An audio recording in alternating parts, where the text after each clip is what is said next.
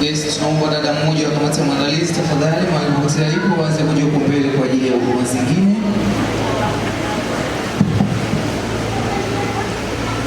Waheshimiwa wageni rasmi, waheshimiwa wachungaji, ndugu waalikwa mbalimbali, ndugu katika Kristo, pokeeni salamu zetu za kipekee katika pendo la Bwana wetu Yesu Kristo. Amen. Ndugu wapendwa, ni furaha na heshima kubwa kwangu kuwa mbele zenu kama mwakilishi wa kundi hili la ujumbe. Kabla ya yote, tunapenda kumshukuru Mwenyezi Mungu kwa neema yake kubwa iliyotuwezesha kufika siku ya leo, maana si kwa uweza wetu wala nguvu zetu, bali mapenzi na rehema zake yeye aliye juu. Mheshimiwa mgeni rasmi, waheshimiwa wachungaji, ndugu waalikwa mbalimbali, ndugu katika Kristo, imetufurahisha siku ya leo kuweza kueleza historia fupi ya kazi za kwaya yetu. Mwaka 2014 tuliwahi kutoa albamu yetu ya kwanza iitwayo Geuzeni Mawazo. Mwaka 2018 tukafanikisha kutoa albamu yetu ya pili iitwayo Jali Dakika.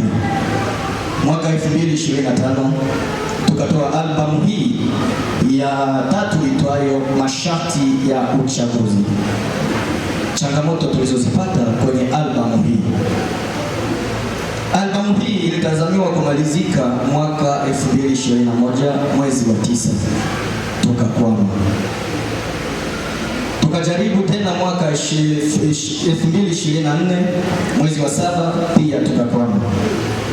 Kitendo cha kukwama mara pili kimetujeruhi sana vya kutosha, kama vile baadhi ya waimbaji waliacha huduma, watu kukimbia makazi yao kwa muda, kulala sehemu mbaya na kung'atwa na mbu, na ngumu zaidi kwetu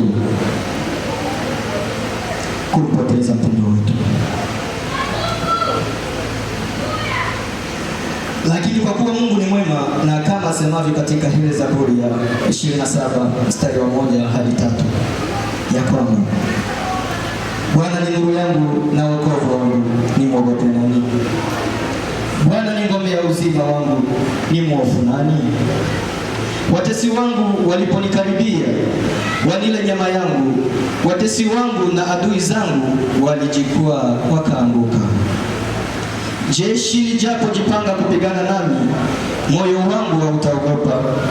Vita vijaponitokea, hata hapo nitatumaini.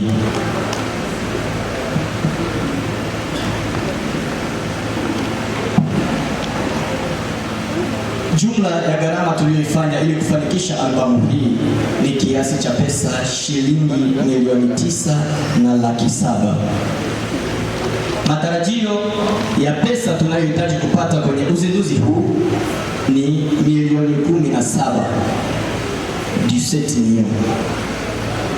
Ndugu wapendwa katika Kristo, leo tumeshuhudia matunda ya kazi tuliyoifanya kwa muda mrefu kama kwaya, na kwa hakika tunasema Mungu ametenda makuu.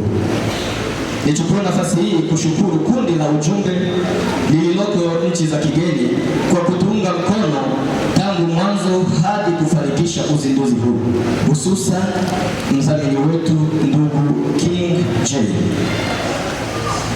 Kwa viongozi wa kanisa, maombi yenu, ushauri wenu na moyo wenu wa kututia moyo vimetupa nguvu sana. Kwa wanakwaya wenzangu, nawapongeza sana kwa kujitoa kwenu.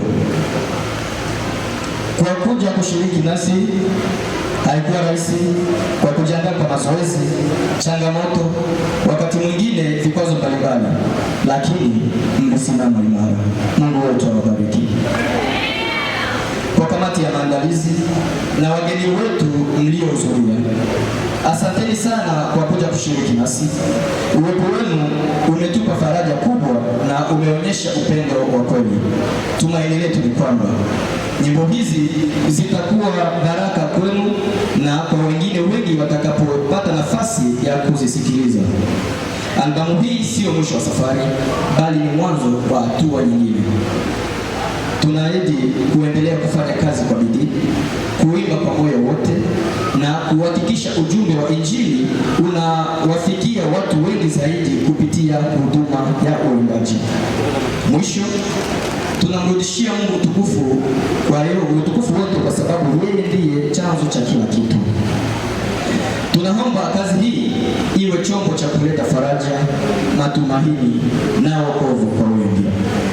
Liishi Kanisa la Kimethodisti Uyui, iishi section ujumbe, iishi kwaya ujumbe, na Mungu awabariki. Amen. Msomaji wetu wa risala tunakupongeza kwa